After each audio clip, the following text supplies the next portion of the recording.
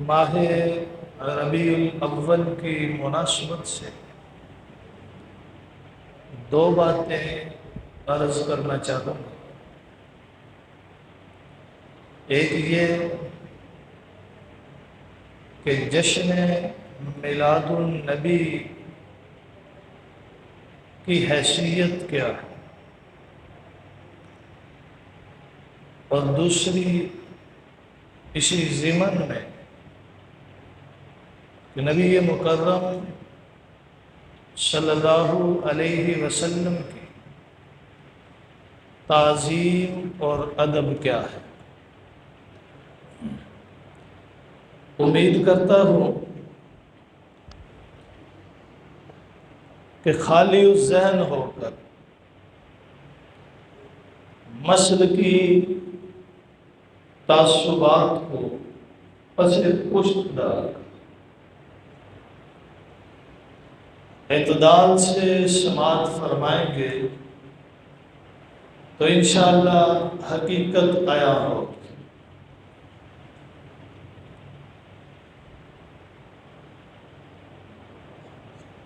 میلاد النبی صلی اللہ علیہ وسلم کا جشن یا ولادت مصطفیٰ صلی اللہ علیہ وسلم کی خوشی اور مسرت کا اظہار کرنا، اس کی شرعی حیثیت کیا ہے۔ میں نے آج ایک بریلوی عالم دین سے پوچھا کہ میلاد النبی کی آپ کے یہاں شرعی حیثیت کیا ہے، تو وہ فرمانے لگے مستحب عمل ہے۔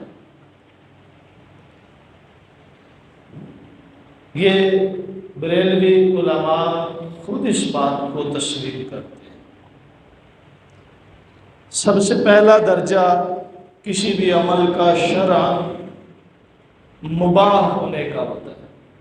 سب سے پہلے اباحت ہے۔ کوئی بھی کام ہے تو سب سے نچلا درجہ جو ہے وہ ہے مباح ہونا۔ مباح کہتے ہیں نا، یہ کام کیے کیوں کیے، تو جی مباح ہے۔ مباح کا مطلب کیا ہے؟ مباح شرعی اعتبار سے ایسا عمل کہ جس کے کرنے کا شریعت حکم نہ دے، اور اگر کر لے تو تنقید نہ کرے۔ گویا کہ وہ عمل جس کا کرنا نہ کرنا یہ انسان کے اپنے اختیار میں ہو، شریعت کی طرف سے نہ کرنے کا حکم ہے نہ کرنے کا حکم، یہ مباح عمل ہے۔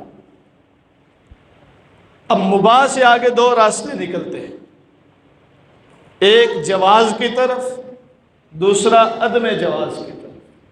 جواز کی طرف جائیں تو مباح سے اوپر مستحب ہے۔ مستحب ایسے عمل کو کہتے ہیں کہ جس کا کرنا ثواب ہے، نہ کرنا گناہ نہیں۔ مستحب سے آگے سنت ہے، پھر سنت کے دو درجے ہو جاتے ہیں، سنت مؤکدہ، سنت غیر مؤکدہ۔ نبی مکرم صلی اللہ علیہ وسلم کا وہ طریقہ، وہ عمل جس میں حضور علیہ السلام نے دوام اختیار کیا ہے، ہمیشگی اختیار کی ہے، اسے سنت مؤکدہ کہتے ہیں۔ اس کو بلا عذر نہیں چھوڑنا چاہیے، اس کا معمول رکھنا چاہیے۔ سنت غیر مؤکدہ جسے نبی علیہ السلام نے کبھی کیا کبھی نہیں کیا، وہ بھی کبھی کر لیں کبھی نہ کریں، یہی طریقہ۔ سنت کے بعد آگے آتا ہے واجب، کہ جس کا کرنا ضروری ہے، نہ کرنا گناہ ہے۔ اور واجب سے آگے کیا ہے؟ فرض، کہ جس کو ہر حال میں کرنا ہے، اسے چھوڑ نہیں سکتے، چھوڑا تو اس کی قضا کرنی۔ یہ ہے مباح سے ایک طرف نکلنے والا راستہ۔ مباح سے دوسرا راستہ جو ہے وہ عدم جواز کا ہے۔ مباح کے بعد آتا ہے مکروہ عمل۔ مکروہ کہتے ہیں ناپسندیدہ، اس میں دو درجے، مکروہ تنزیہی، مکروہ تحریمی۔ ایسا ناپسندیدہ عمل کہ جسے شریعت پسند نہیں کرتی لیکن حرام نہیں ہے، جسے پسند نہیں کیا جاتا لیکن حرام نہیں ہے، مکروہ تنزیہی۔ اس کے بعد ہے مکروہ تحریمی۔ مکروہ تحریمی کہتے ہیں جو حرام کے قریب ترین ہوتا ہے اور شریعت اس سے روکتی ہے۔ مکروہ تحریمی کے بعد ہے حرام، جسے کسی صورت بھی کرنے کی اجازت نہیں، کیا تو گناہگار ہوگا بغیر توبہ کے معافی۔ اور مکروہ تحریمی سے اوپر ہے کفر، کہ جس کا عمل اسلام سے نکال دیتا ہے، جو کرنے سے انسان دائرہ اسلام سے نکل جاتا ہے۔ اب آئیے مباح، کہ جس کا کرنا نہ کرنا بندے کے اپنے اختیار میں ہے، شریعت نہ روکتی ہے نہ حکم دیتی۔ مولانا امداد اللہ مہاجر مکی رحمۃ اللہ تعالی علیہ، یہ وہ بر صغیر کے بڑے بزرگ ہیں، پیر ہیں، کہ جن کو بریلوی علماء بھی پیر مانتے ہیں، دیوبندی علماء بھی پیر مانتے ہیں۔ یہ دونوں کے پیر تھے، بڑے بڑے مولانا رشید احمد گنگوہی، مولانا محمود الحسن دیوبندی، یہ ان کے بیت تھے۔ اسی طرح بریلوی علماء بھی ان کے بیت تھے۔ اب ان کے یہاں محفل میلاد کچھ لوگ کرتے تھے، کچھ نہیں کرتے تھے۔ حضور علیہ الصلوۃ والسلام کی ولادت کی خوشی، جشن، محفل، ان کے بعض مرید کرتے تھے، بعض نہیں کرتے تھے۔ کرنے والوں کو انہوں نے روکا نہیں، اور نہ کرنے والوں کو انہوں نے کہا نہیں۔ جو کرتے تھے انہیں فرمایا ٹھیک ہے میں بھی کرتا ہوں، جو نہیں کرتے تھے فرمایا تم انہیں روکو نا۔ معلوم ہوا یہ مباح عمل ہے۔ توجہ سے، محفل میلاد کیا ہے؟ مباح عمل ہے، کرنا ٹھیک ہے، نہ کرنے پر پکڑ نہیں۔ لیکن مباح عمل میں ایک چیز ہوتی ہے کہ اگر اسے بہتر انداز میں کیا جائے تو وہ مستحب کے درجے میں آ جاتا ہے۔ مباح ہے نا، کرو نہ کرو تمہاری مرضی۔ اگر شرعی دائرے میں کیا جائے تو وہ مستحب بھی ہو سکتا ہے، مستحب سے اوپر نہیں جا سکتا، مستحب سے اوپر نہیں جا سکتا، وہ مستحب ہو سکتا ہے اس سے اوپر۔ لیکن اگر اسے غیر شرعی انداز میں کیا جائے تو وہ مکروہ بھی ہو سکتا ہے، مکروہ تحریمی بھی ہو سکتا ہے، حرام بھی ہو سکتا ہے، کفر تک لے جا سکتا ہے۔ اس لیے مباح عمل میں ہمیشہ احتیاط برتنی چاہیے۔ اگر کرنا ہی ہے تو ایسے انداز میں کریں کہ وہ مستحب ہو جائے، مکروہ، حرام یا کفر نہ بن جائے۔ بات سمجھ آ رہی ہے نا؟ تو محفل میلاد کیا ہے؟ مباح عمل ہے۔ اب اس کو اگر شرعی دائرے میں کریں، حضور علیہ الصلوۃ والسلام سے محبت ہمارے ایمان کا حصہ، حضور کی ولادت کی خوشی مومن کو ہوتی ہے، اس میں کوئی شک نہیں۔ لیکن اس خوشی کو اگر شرعی طریقے سے منایا جائے تو یہ مستحب ہے۔ شرعی طریقے سے کیسے منایا جائے؟ کہ غیر شرعی کام نہ ہو، ایسا کام نہ ہو جو حضور کی تعلیم کے منافی۔ اگر ہے تو پھر وہ مستحب یا مباح نہیں رہے گا، بلکہ حرام، ناجائز اور بعض دفعہ کفر تک لے جائے۔ مثلا ہمارے یہاں جو حضور نبی مکرم صلی اللہ علیہ وسلم کی خوشی منائی جاتی ہے، عرف عام میں دیکھیں، اکثریت کی بات کر رہا ہوں، کیا کچھ نہیں ہوتا۔ کیا عورتوں کو خوبصورت لباس پہنا کر، پریاں بنا کر بازاروں میں گھمایا نہیں جاتا؟ کیا محفل میلاد کے عنوان کے تحت ڈھول اور بین باجے نہیں بجائے جاتے؟ کیا ہمارے یہاں محفل میلاد کے عنوان کے تحت نبی علیہ الصلوۃ والسلام کے روزے کی شبیہ بنا کر گندی گلیوں اور نالیوں میں کے پاس نہیں رکھی جاتی؟ کیا محفل میلاد کے عنوان پر بیت اللہ کی شبیہ بنا کر گندی جگہوں پہ نہیں رکھی جاتی؟ کیا محفل میلاد کے عنوان پر نوجوان گلیوں میں ناچتے نہیں؟ کیا محفل میلاد کے عنوان پر نبی علیہ السلام کے صحابہ کی شبیہیں نہیں نکالی جاتی؟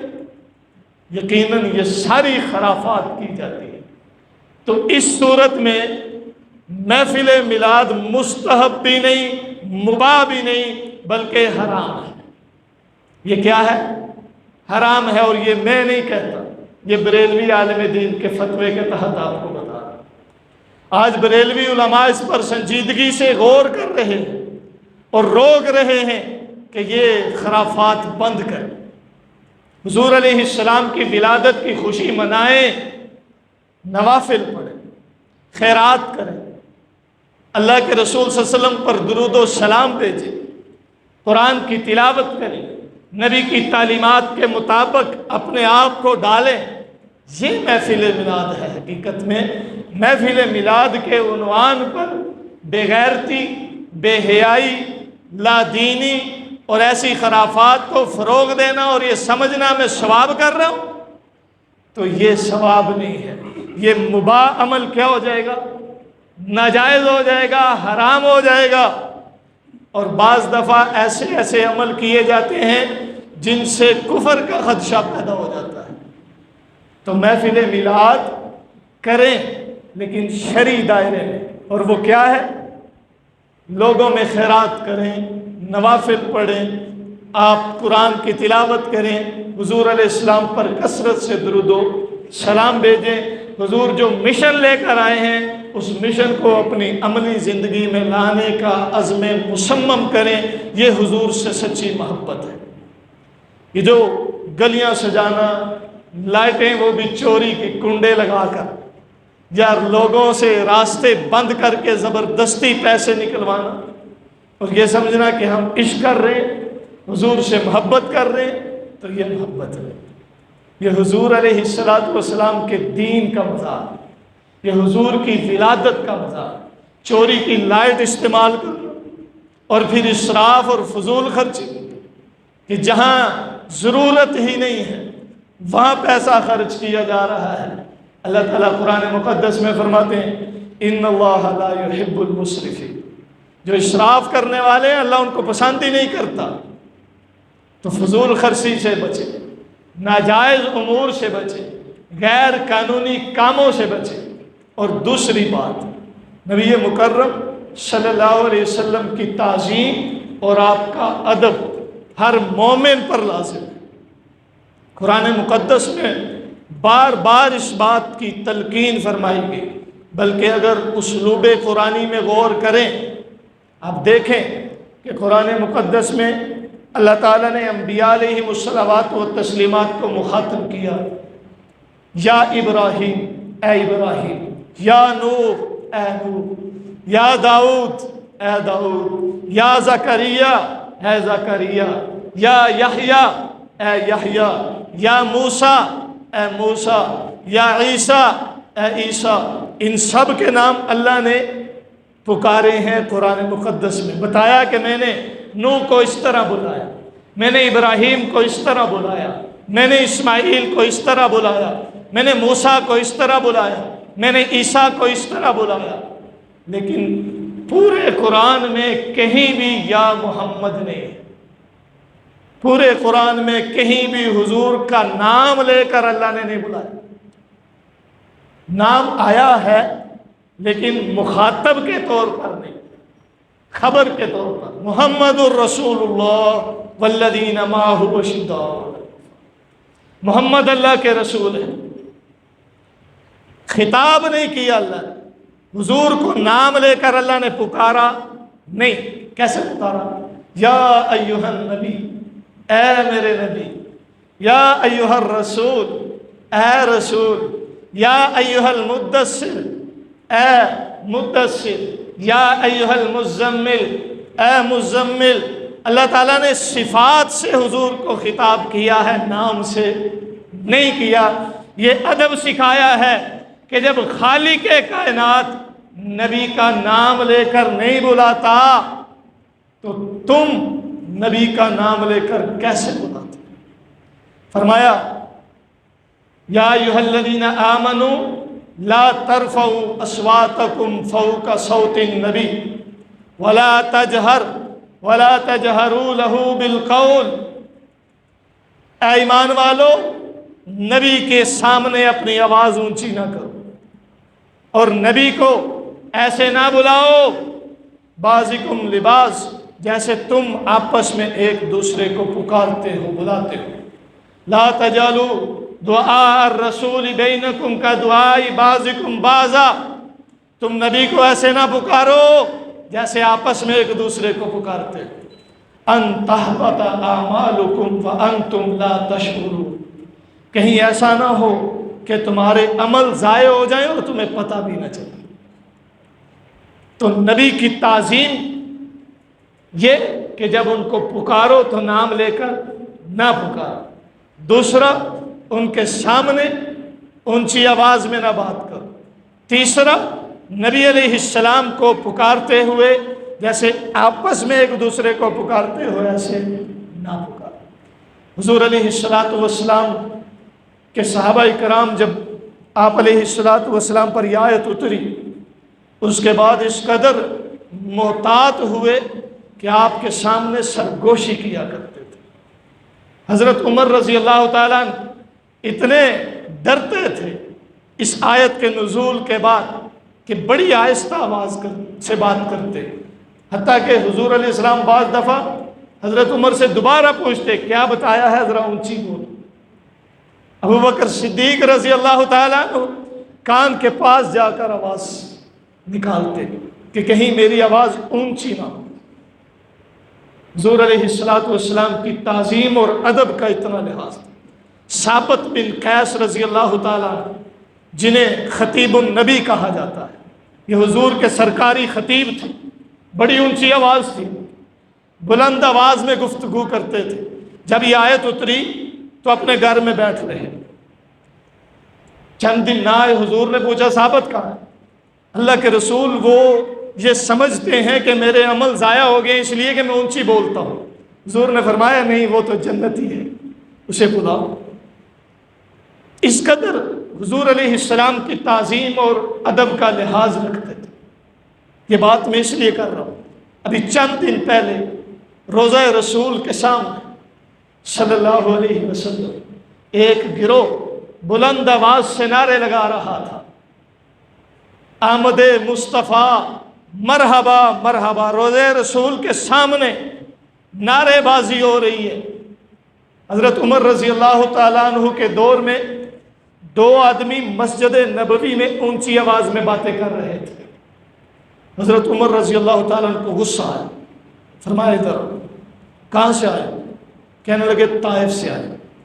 فرمایا تمہیں قرآن کی یہ آیت نہیں معلوم، یا ایھا الذین آمنوا لا ترفعوا اصواتکم فوق صوت النبی، کہ نبی کے سامنے آواز اونچی نہ کرو؟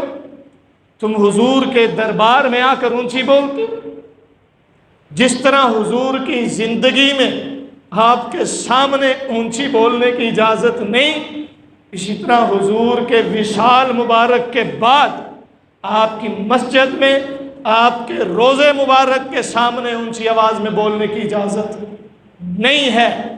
جس طرح زندگی میں اونچی آواز میں بولنا بے ادبی ہے، وصال کے بعد نبی کے روضے پر اونچی آواز میں بولنا بے ادبی ہے۔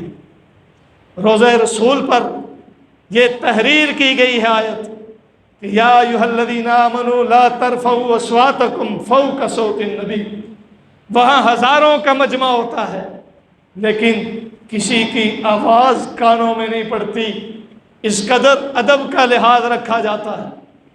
امام مالک رحمۃ اللہ علیہ مسجد نبوی میں درس دیا کرتے تھے۔ جب حلقہ احباب بڑھ گیا تو لوگوں نے کہا اپنا ایک مکبر رکھ لیں، ترجمان رکھ لیں، جو آپ بولیں وہ اونچی آواز میں بول کر سب تک آواز کو پہنچا دیں۔ تو امام مالک نے رحمۃ اللہ علیہ نے فرمایا یہ حضور کا روضہ ہے، یہاں اونچی آواز سے بولنے کی اجازت نہیں ہے، میں جتنا بولتا ہوں اس سے زیادہ بولنے کی گنجائش نہیں ہے۔ یہ روضہ رسول کا، نبی علیہ السلام کا ادب اور احترام ہے، اور اس کا تقاضا ہے کہ اپنی آوازیں یہاں پست رکھی جائیں۔ یہ عشق نہیں ہے، یہ محبت نہیں ہے، یہ بے ادبی ہے، یہ گستاخی ہے۔ اسی کے بارے میں اللہ نے فرمایا کہ اونچی آواز میں بولنے والوں، ان تحبط اعمالکم وانتم لا تشعرون، تمہارے اعمال ضائع ہو جائیں اور تمہیں پتہ بھی نہ چلے۔ تم نیکی سمجھ کر نعرے لگا رہے ہو، تم محبت میں نعرے لگا رہے ہو، لیکن تمہاری لا علمی میں تمہارے عمل ضائع ہو جائیں گے اور تمہیں پتہ بھی نہیں چلے۔ اس لیے حضور کی تعظیم، حضور کا احترام ہمیشہ ملحوظ رکھنا ہے۔ اب آخری بات اس ضمن میں عرض کرتا ہوں، ہمارے یہاں جو محفل میلاد یا جشن میلاد زور و شور سے منا رہے ہیں، مروجہ جو طریقہ ہے، یہاں یہ دعویٰ بھی کیا جاتا ہے، بلکہ ان کا یہ عقیدہ بھی ہے کہ حضور موجود ہیں، ہر وقت ہر جگہ موجود ہے معاذ۔ یہ ان کا نظریہ ہے، یہ ان کا عقیدہ ہے۔ اور بعض یہ کہتے ہیں کہ حضور علیہ السلام محفلوں میں تشریف لاتے ہیں۔ اب ذرا تصور کریں، نبی کے سامنے اونچا بولنے کی اجازت ہے؟ پھر اگر حضور تشریف لاتے ہیں تم ممبر پہ بیٹھتے ہو، شرم نہیں آتی؟ حضور تشریف لاتے ہیں، تم گلے پھاڑ کے حضور کے سامنے اونچی آواز میں تقریریں کرتے ہو، شرم نہیں آتی؟ حضور تشریف لاتے ہیں اور تم وہاں اونچی آواز میں نعرے لگاتے ہو، شرم نہیں آتی؟ یہ محبت ہے؟